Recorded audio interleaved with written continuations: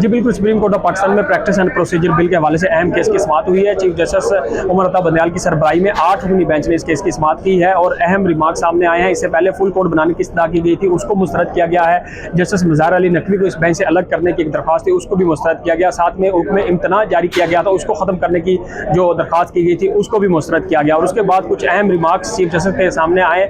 उन्होंने कहा कि ये आइन आज़ाद अदलिया जो है वो आइन का बुनियादी जुज़्व है। जो भी किसी भी जज के खिलाफ कोई रेफरेंस आता है, लेकिन सुप्रीम कोर्ट के जजेस का हुक्म मानना सब पर लाजिम है। और ये भी कहा गया अदालत की तरफ से कि कोई भी अगर ये जो एक डेवलपमेंट ये भी हुई है कि जो ऐवान की कार्रवाई थी, पार्लियामेंट की कार्रवाई, उसका रिकॉर्ड तलब किया गया है और साथ में कायमा कमेटी का रिकॉर्ड भी तलब किया गया है। और ये हुक्म दिया गया है कि आगे 8 मई तक अब ये केस की समाअत मुलतवी हुई है और इससे पहले ये रिकॉर्ड तलब किया गया और साथ में ये तीनों दरखास्तें थी उसको मुस्तरद किया गया है। और अहम डेवलपमेंट ये है कि चीफ जस्टिस ऑफ पाकिस्तान की तरफ से तमाम जमातों को इसके ऊपर नोटिस जारी किए गए थे, तो मुस्लिम लीग नून ने अब इसके ऊपर अपना वकील मुकर्रर किया है। फारूक एच नाइक पहले ही पीपल्स पार्टी की तर्जमानी कर रहे हैं, वो उनकी तरफ से वकील हैं। और यहाँ आज अदालत की अहम कार्रवाई से ये लग रहा है कि जो प्रैक्टिस एंड प्रोसीजर बिल है जिसमें ये कहा गया है कि आज़ाद अदलिया जो है वो आइन का बुनियादी जुज़्व है और ये भी कहा गया कि ये अपनी नौइयत का पहला केस है, इस तरह के केसेस पहले नहीं आए। चीफ जस्टिस की तरफ से अहम रिमार्क्स ये भी सामने आए कि जो सियासत है उसने